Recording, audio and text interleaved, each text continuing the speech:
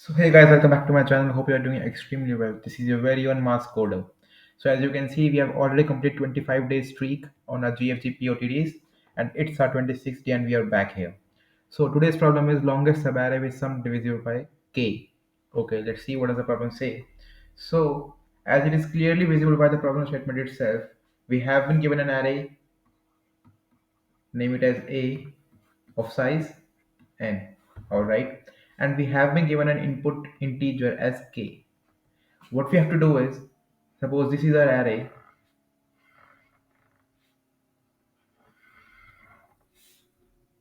Our array is 2 7 6 1 4 5. This is our array, and we have been given k as 3. So we have to find longest subarray.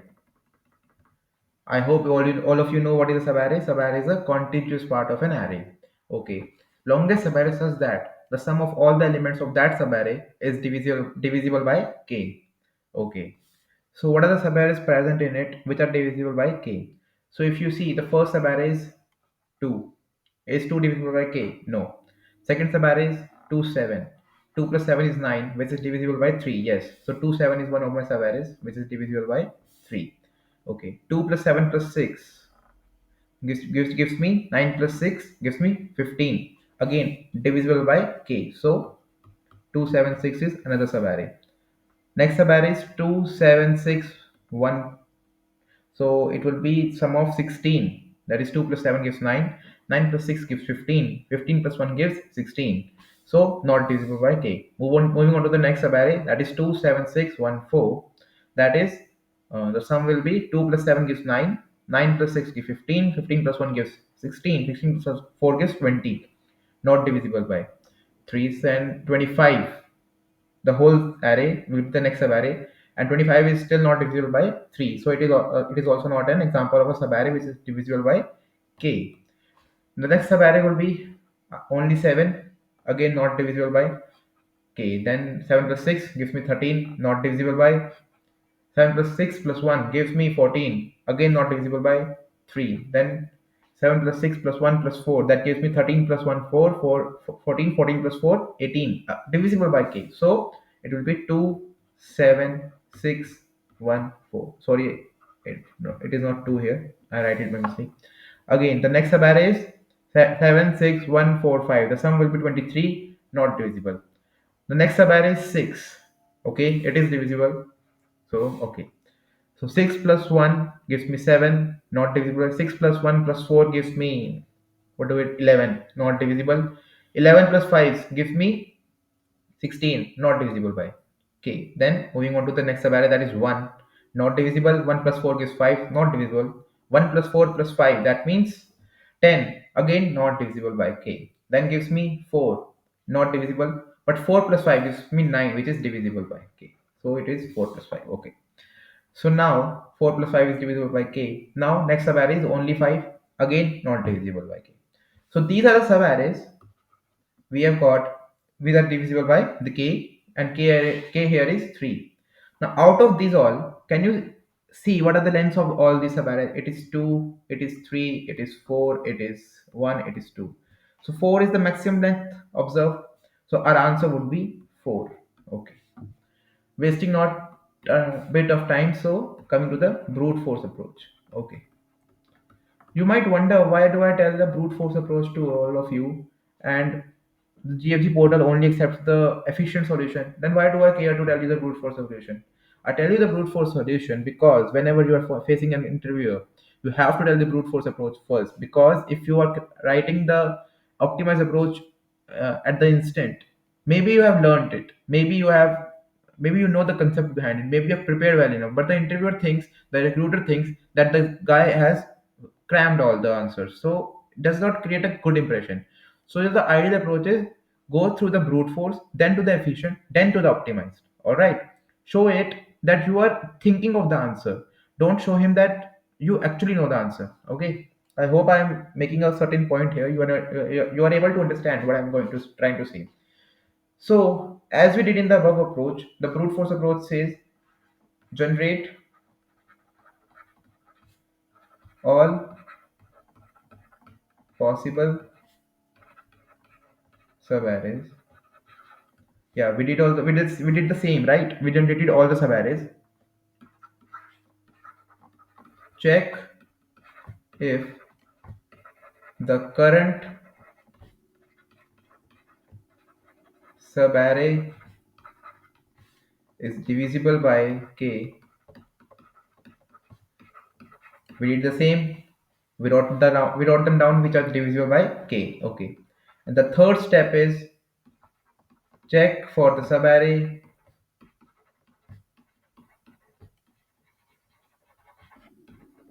with maximum length. Pretty simple, right? So how would you do the first step? You would use two pointers to nested loops, that is I going from 0 to n minus 1 and j going from I to n minus 1, correct? Okay. How would you check the subarray sum? Again, there are two methods. You can keep a loop here only, going from I to j. Okay, because the current subarray is moving from I to j. The current subarray is from ith index to the jth index. So the sum will be calculated for the from the ith index till the jth index, for which you can use a loop. Or the first method is this one, or the second method is keep a sum equal to 0 here, and each time you come into this loop, sum plus equals to j. All right, array of j. Sorry, this will also give you the correct sum corresponding to I to jth element. All right. Then if sum is divisible by k, then what you have to do? Uh, Update your answer. Keep an answer here. Answer is 0 right now. Now if answer is equals to max of answer, comma j minus I, the length of that array. All right. This is a brute force approach. If I ask you what is the time complexity is O of n squared, because n operations for this, n operations for this, and just simple O of n squared is the time complexity in the brute force method, and we are not using any extra space. So O of 1 is the space complexity. Hope I'm clear. This is very basic stuff, guys. Please don't waste your time over here very much. Move to the next solution, that is the efficient solution. Efficient solution. So moving on to the efficient solution. Now, the solution I am going to tell you is very important, not only for this question, but there are very similar questions on this which can be asked in your OAs or the coding test or the interview problems. Okay. So please pay attention to the approach I'm using. Try to think my intuition. Okay. So this array given to us was 2, 7, 6, 1, 4, 5. Right? This was our array. Alright. So, whenever you divide a number by k, what are the possible reminders? Sorry, remainders. Sorry for my pronunciation. What are the possible remainders? It would be 0, 1, 2, all the way up to k minus 1. Correct? Because if I write k is divisible by k. Correct? 0 is not a 0 is a remainder. Yeah, 0 is a remainder. So, my approach says, let me calculate a sum array. You would ask, what is a sum array? Sum array says that name it as S, correct? So some array says it will be of length n, that is the length of the array, and Si would represent sum of elements from 0 to I. Okay, so my sum array would something look like this.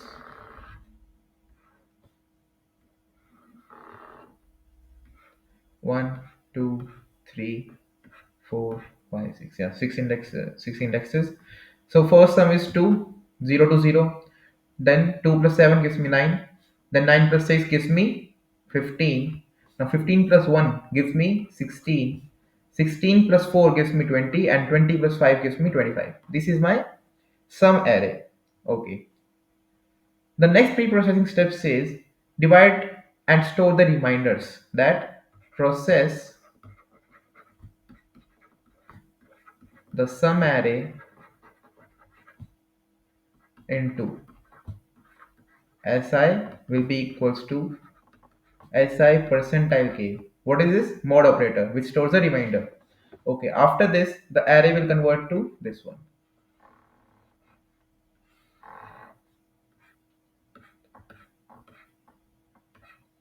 So 2 divided by 3 gives me 2. 9 divided by 3 gives me 0. 15 by 3 gives me 0. 16 by 3 gives me 1. This is the remainder, okay? 20 by 3 gives me 18. 2 is the remainder. 25, 8 is the maximum. 20, 3 into 8 is 24. So 1 is my remainder again. What is the next step? Now try to think. Before naming the next step, I'm trying to make you understand one thing. What is that? For the indexes where you observe 0, let me change the pen. Yeah. Where you observe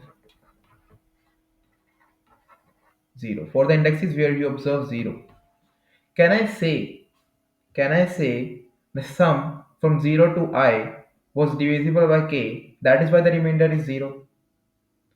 What I'm saying is, where you observe 0, sum of 0 to I is divisible by k. That is why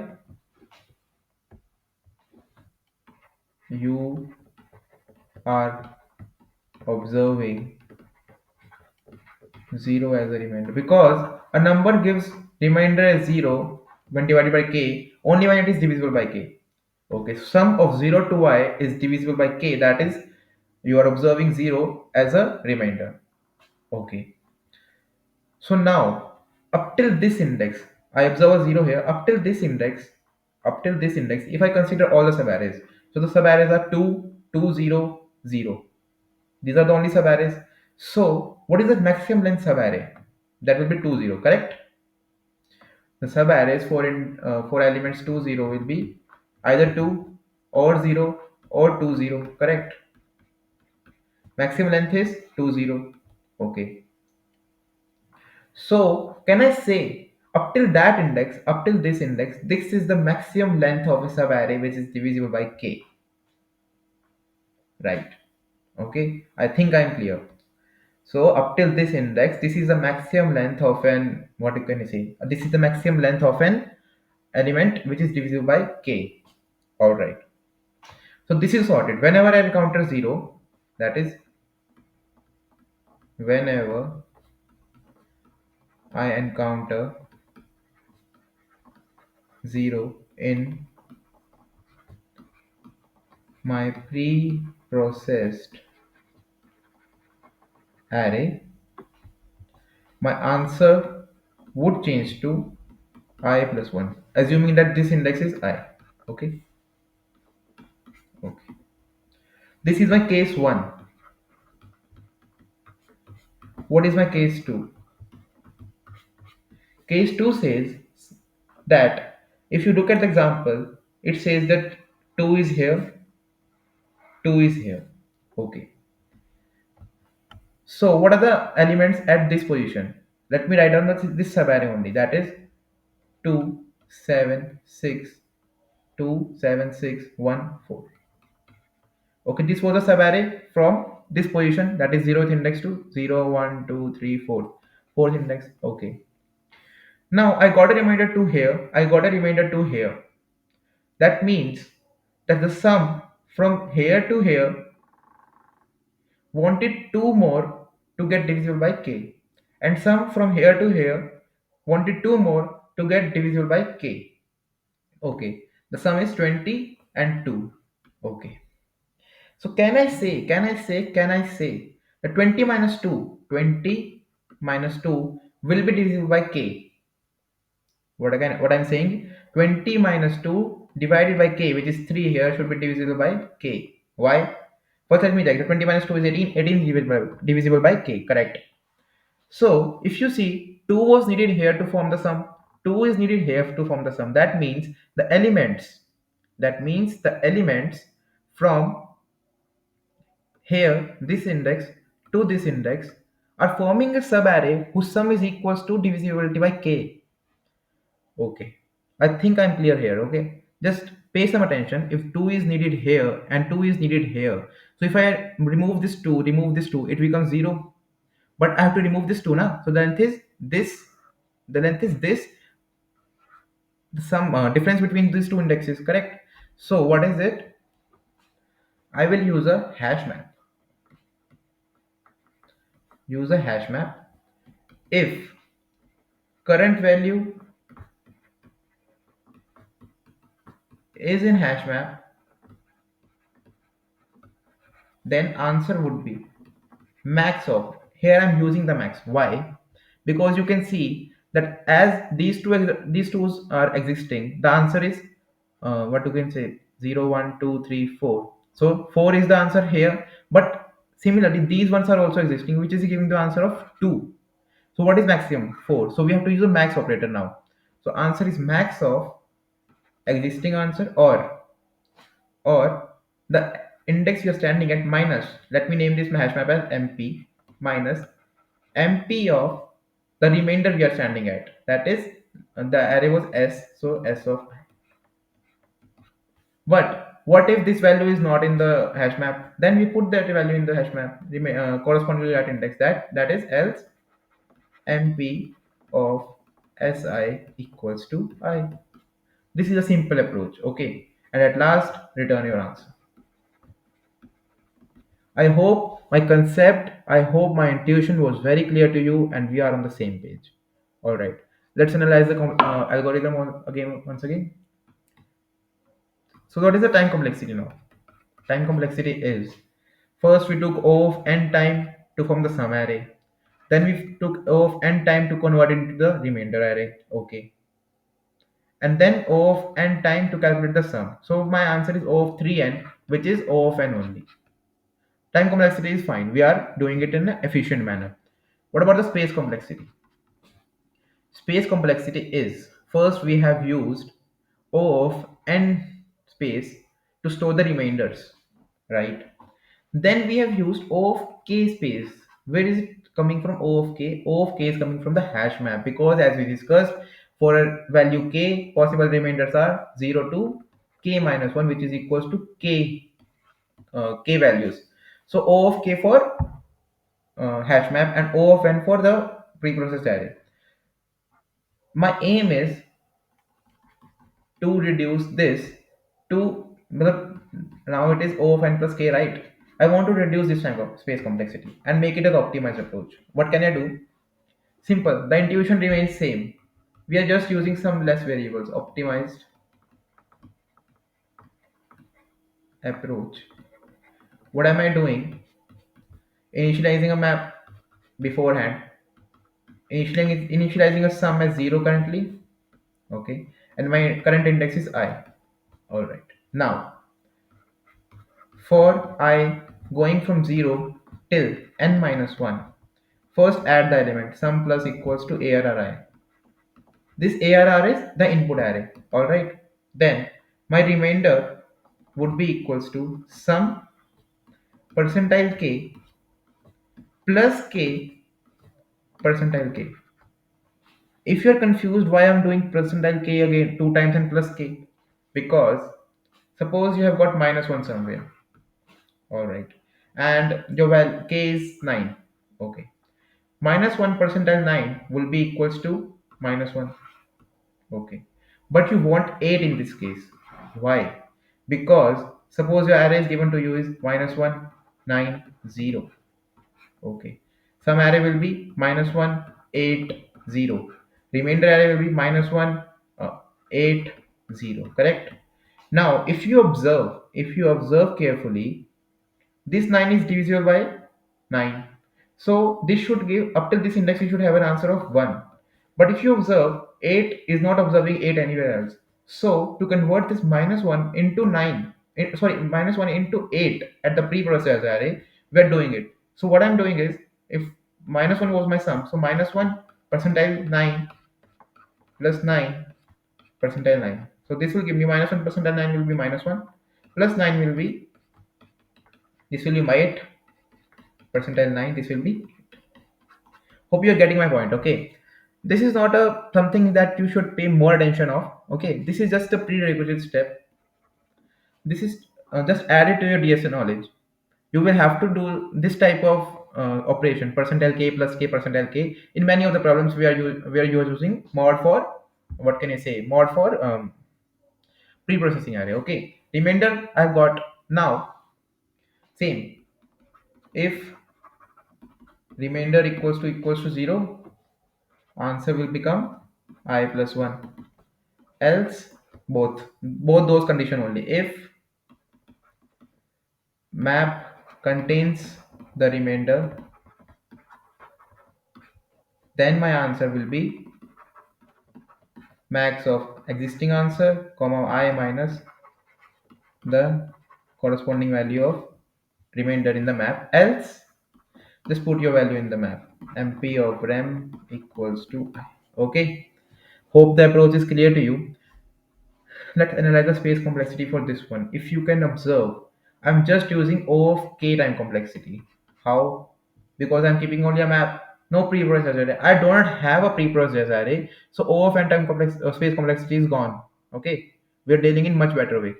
O of space complexity and O of time complexity means the same. That is O of n. Okay, hope the algorithm was clear to you. All right, very, I would not say that this is the important problem, but I would say the intuition behind it is important for your DSA problems. Okay, it is very common to ask such type of problems in the coding questions, in the coding rounds of the farm companies. You say, okay. So without wasting your time, let's code it down. Also, guys, there is a request as I'm seeing the my analytics that 80% of you have not subscribed to my channel and you are watching my video. So please, if you like my video, if you like my content, if you like my effort, please hit the subscribe button. It gives me a lot of motivation, and really, it gives me a lot of motivation. Your one click can motivate me a lot to give you the better content and more content. Okay, this was from all from my side. So let's continue the code section. So, what are the steps we discussed? We discussed that keep an unordered array, unordered map, sorry, or hash map, storing into int MP. Initialize your sum as 0 and answer as 0, and your current pointer is 0. Okay. Now, why I is less than n? First step was to add that element to the sum. Okay. After that, my remainder will be sum percentile k, then plus k, and this whole divided percentile. We discussed it, hope it was clear to you. Okay, now two steps. If remainder is equals to 0, in that case my answer would become I plus 1. Else, my answer would be else if remainder mp dot find remainder, that is the map contains the remainder, then my answer would be max of my existing answer comma what can I say, max of my existing answer comma I minus mp of rem. Else, if remainder is not existing, then insert it and check, then just insert it for future purposes. Okay. After that, return your final answer. Okay, let's try to compile and run. Hope I have not committed any typing mistake. There, oh sorry, I have not incremented my I. It is even TLE, that's why. Because just keep in mind, whenever you use a while loop, don't forget to increment your operator. This has happened to me for many times now. That's why I prefer using for loops. This could have been solved with a for loop example also. Running fine. Thank you guys for watching. As you can see, we have completed 26 days successfully. This was all because of you, your love, and your, what can I say, watch time. Thank you for watching, and please subscribe to my channel. It brings a lot of motivation for me. And also, please don't forget to hit the like button. Thank you. Keep watching, and we'll meet tomorrow or even soon. Okay. Bye. Have a nice day.